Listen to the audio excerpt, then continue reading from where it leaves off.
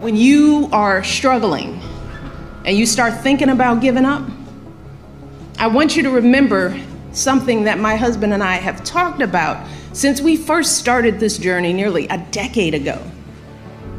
Something that has carried us through every moment in this White House and every moment of our lives.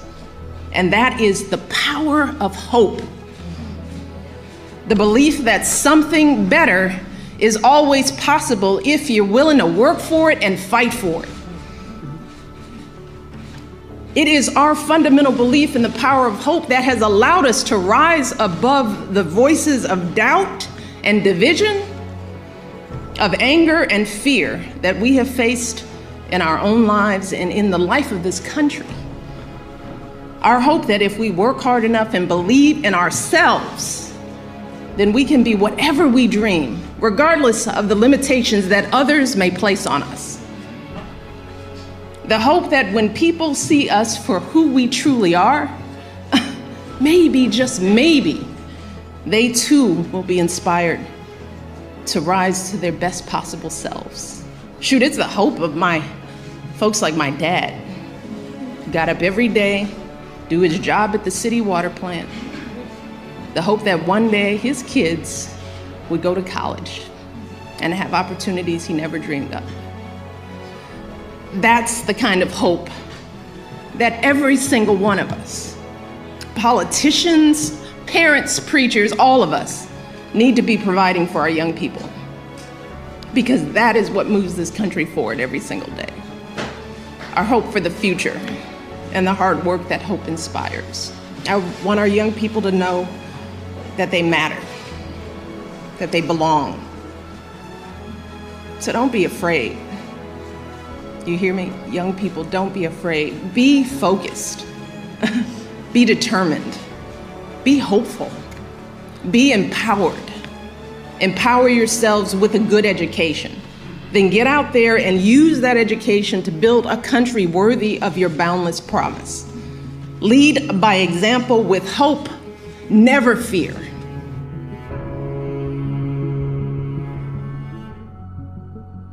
So I figured something out that I thought I'd tell you about. This took me like 30 years to figure out, and I figured it out on this tour. So there's this old idea, you know, that you have to rescue your father from the belly of the whale, right? From some monster that's deep in the abyss. You see that in Pinocchio, for example, but it's a very common idea. And I figured out why that is, I think. So imagine that we already know from a clinical perspective that, you know, if you set out a path towards a goal, which you want to do because you need a goal and you need a path, because that provides you with positive emotion, right? So you set up something as valuable, so that implies a hierarchy. You set up something as valuable. You decide that you're going to do that instead of other things, so that's kind of a sacrifice, because you're sacrificing everything else to pursue that. And then you experience a fair bit of positive emotion and meaning as you watch yourself move towards the goal. And so the implication of that is the better the goal, the more full and rich your experience is going to be when you pursue it. So that's one of the reasons that's one of the reasons for developing a vision and for fleshing yourself out philosophically, because you want to aim at the highest goal that you can manage. Okay, so you do that, and then what you'll find is that as you move towards the goal, there are certain things that you have to accomplish that frighten you. You know, maybe you have to learn to be a better speaker, a better writer, a better thinker, or you have to be better to people around you, or you have to learn some new skills and you're afraid of that. Whatever, because it's going to stretch you if you pursue a goal, and so that'll put you up against challenges.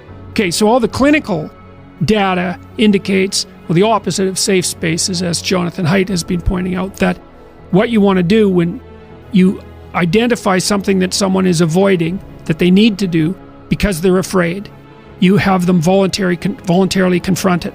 And so you break it down. What you try to do, if you're a behavior therapist, is you break down the thing they're avoiding into smaller and smaller pieces until you find a piece that's small enough so they'll do it. And it doesn't really matter, as long as they start it, you know, then they can put the next piece on and the next piece. And what happens is they don't get less afraid, exactly, they get braver. They get it's like there's more of them. And here's why. So imagine you do something new, and that's informative, right? There's information in the action, and then you can incorporate that information and turn it into a skill and turn it into a transformation of your perceptions. So there's more to you because you've tried something new. So that's one thing.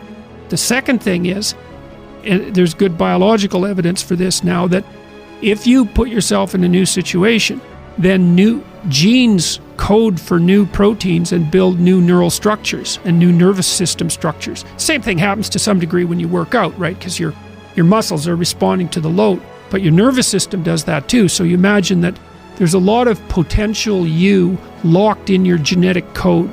And then if you put yourself in a new situation, then the stress, that's the situational stress that's produced by that particular situation, unlocks those genes and then builds new parts of you. And so that's very cool, because who knows how much there is locked inside of you. Okay, so now here's the idea.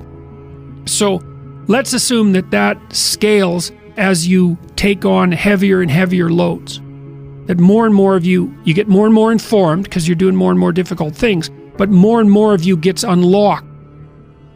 And so then what that would imply is that if you got to the point where you could look at the darkest things, so that would be the abyss, right? That would be the deepest abyss. If you could look at the harshest things, like the most brutal parts of the suffering of the world and the malevolence of people and society, if you could look at that straight and directly, that would turn you on maximally.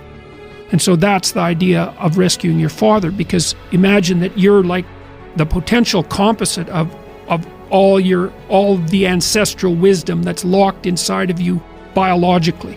But that's not going to come out at all unless you stress yourself, unless you challenge yourself. And the bigger the challenge you take on, the more that's going to turn on. And so that as you take on a broader and broader range of challenges and you push yourself harder, then more and more of what you could be turns on, and that's equivalent to transforming yourself into the ancestral father. Because you're like what would you call it? You're the consequence of all these living beings that have come before you. And that's all part of your biological potentiality. And then if you can push yourself, then all of that clicks on, and that turns you into who you could be. That's the re-representation of that positive ancestral father. The point is, your best strategic position is, how am I insufficient and how can I rectify that? That's what you've got. And the thing is, you are insufficient and you could rectify it. Both of those are within your grasp if you aim low enough. And one of the things Why do you see that? That's another thing you keep saying, aim low enough, have a low enough bar. Why do you mean that? Well, let's say you've got a kid and you want the kid to improve. You don't set them a bar that's so high that it's impossible for them to attain it. You take a look at the kid and you think, okay, this kid's got this range of skill. Here's a challenge we can throw at him or her that exceeds their current level of skill, but gives them a reasonable probability of success.